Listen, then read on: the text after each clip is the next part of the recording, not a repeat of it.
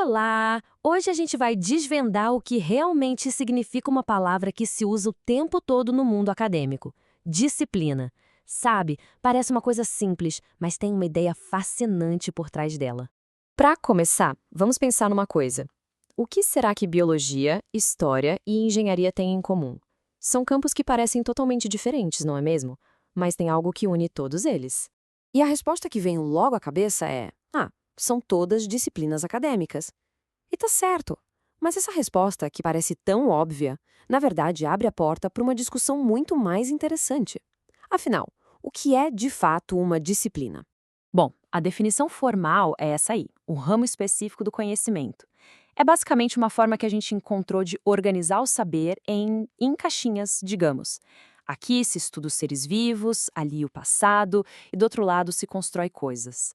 É um conceito super importante para as nossas universidades e para a ciência em geral.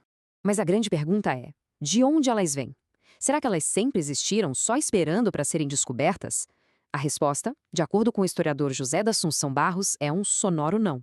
A origem delas é algo que, olha, talvez a gente nunca tenha parado para pensar. É isso mesmo.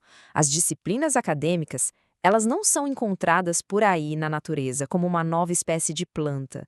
Elas são, na verdade, inventadas por nós, seres humanos.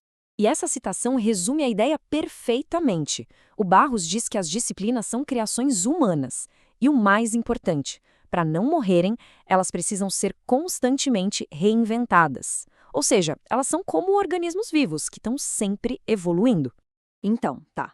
Se as disciplinas são inventadas, qual é a receita para criar uma? Que ingredientes a gente precisa para construir um campo do saber do zero? Vamos dar uma olhada em como isso funciona. Vamos ver o passo a passo dessa receita. Primeiro, é preciso ter uma linguagem comum, sabe? Aquele jargão técnico que só quem é da área entende. Segundo, objetos de estudo bem claros. O que exatamente essa disciplina vai investigar? Terceiro, teorias e métodos próprios. Um jeito único de olhar para o seu objeto. E por último, talvez o ingrediente mais importante de todos, a rede humana. As pessoas que dão vida à disciplina. Certo, a receita está aí. Mas como a gente sabe que o bolo deu certo, que cresceu, quais são os sinais de que uma disciplina não é só uma ideia, mas um campo do conhecimento que está vivo, pulsando? Os sinais são bem concretos, na verdade. A gente vê uma comunidade científica ativa. Começam a aparecer cursos nas universidades, diplomas para formar novos profissionais, surgem revistas, publicações especializadas onde o conhecimento é trocado, acontecem congressos regulares onde todo mundo se encontra e, finalmente, se criam instituições que representam esses profissionais. Tudo isso mostra que a disciplina se estabeleceu de vez. Mas a história não para por aí. Lembra daquela parte sobre reinvenção? Esse talvez seja o ponto mais crucial. Uma disciplina não é algo estático, sabe, tipo uma estátua. É mais como um rio, que está sempre em movimento. Então, o ponto central é este.